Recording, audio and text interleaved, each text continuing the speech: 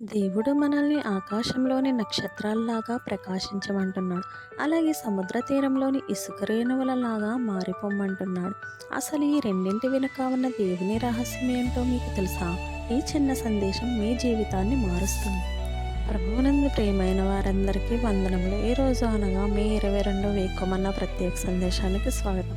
ఈరోజు మనం ధ్యానించే దేవుని వాక్యం నక్షత్రము వలెను మరియు ఇసుక వలెను.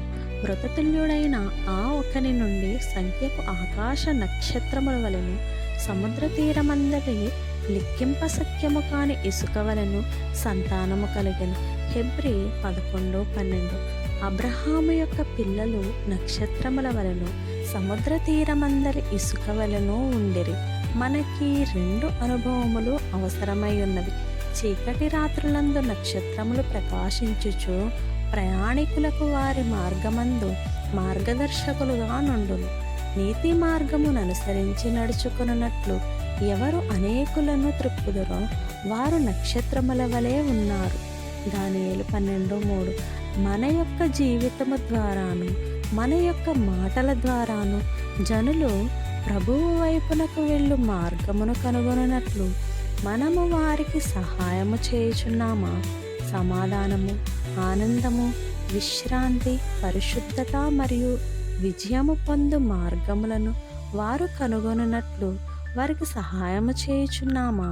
మన సమస్త ప్రవర్తనయందు వెల్లడియగు పరిశుద్ధత అనున్నది తప్పైన వాటికిని సరి అయిన వాటికిని మధ్య గల భేదమును, పరిశుద్ధతకును అతి పరిశుద్ధతకును మధ్య గల తారతమ్యమును చీకటిలో జీవించు వారికి చూపించగలుగుచున్నదా?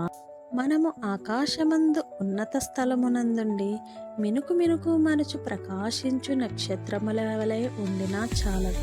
మన అనుదిన జీవితంలో మనం ఎదుర్కొను క్లిష్ట పరిస్థితుల విషయములోను మనుష్యుల విషయములోను మనం ఎలా స్పందించుచున్నాము?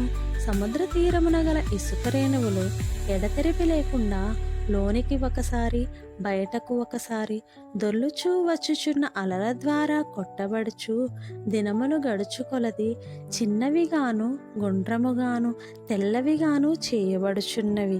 జీవితంలోని కష్టములు సమస్యలు మనలను చదును చేయకూడదు కానీ మనము దీనులముగాను మృదువైన వారముగాను మరియు పవిత్రులముగాను మారుటకు అవి మనకు సహాయము చేయవలెను. వాటి పట్ల మన యొక్క వైఖరిని బట్టి ఇంత గొప్ప తేడా కలదు. ఈ దినమును నీవు ఏ విధముగా ఎదుర్కొనబోచున్నావు? నీవు ఒక నక్షత్రము వలె ఉండెదవా? సముద్రపు ఒడ్డున నుండి ఇసుక రేణువు వలె ఉండెదవా? కాబట్టి దేవుని బిడ్డలారా, ఈ రోజున మీరు ఏ విధంగా ఎదుర్కొనబోతున్నారు? ఒక నక్షత్రంలాగా ఇతరులకు దారి చూపిస్తారా? లేదా ఇసుక రేణువులాగా కష్టాల్లో మరింత పవిత్రంగా మారతారా? ఆలోచించండి. సందేశం మీకు ఆశీర్వాదకరంగా అనిపిస్తే తప్పకుండా వీడియోని లైక్ చేసి ఇతరులకు షేర్ చేయండి. మన ప్రణీతి స్పిరిచువల్స్ ఛానల్ని ఇప్పుడే సబ్స్క్రైబ్ చేసుకోండి.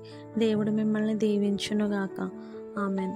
రేపటి వేకోమన్న సందేశంతో మళ్ళీ కలుసుకుందాం. ప్రభు మిమ్మల్ని దీవించి ఆశీర్వదించునుగాక.